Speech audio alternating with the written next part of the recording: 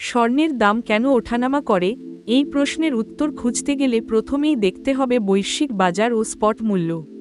London gold fix প্রতিদিন দুইবার স্বর্ণের আন্তর্জাতিক দাম নির্ধারণ করে, যা বিশ্ববাজারে মানদণ্ড হিসেবে বিবেচিত হয়।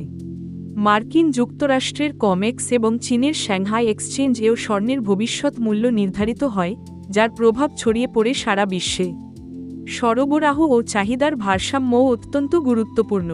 স্বর্ণের খনি থেকে সরবরাহ প্রতিবছর খুব কম বাড়ে, অথচ গহনা, শিল্প এবং বিনিয়োগের জন্য চাহিদা ক্রমাগত বাড়ছে। অর্থনৈতিক অনিশ্চয়তা বা মুদ্রাস্ফীতির সময় মানুষ নিরাপদ বিনিয়োগ হিসেবে স্বর্ণে ঝোঁকেন, ফলে দাম বেড়ে যায়। রাজনৈতিক সংকট, যেমন যুক্তরাষ্ট্র চীন দ্বন্দ্ব, বাজারে অস্থিরতা এনে দেয়, তখনও স্বর্ণের চাহিদা বাড়ে। ডলারের মান কমে গেলে অন্য মুদ্রায় স্বর্ণ সস্তা হয়, ফলে বৈদেশিক চাহিদা বাড়ে। একইভাবে সুদের হার কমলে স্বর্ণে বিনিয়োগের প্রবণতা বাড়ে।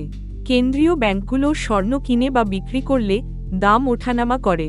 বিনিয়োগকারীদের মনোভাব, ইটিএফ ও ফিউচার্স মার্কেটেও স্বল্পমেয়াদে মূল্য পরিবর্তনে ভূমিকা রাখে। এভাবে স্বর্ণের দাম নির্ধারণ হয় বহু আন্তর্জাতিক ও স্থানীয় ফ্যাক্টরের সমন্বয়ে।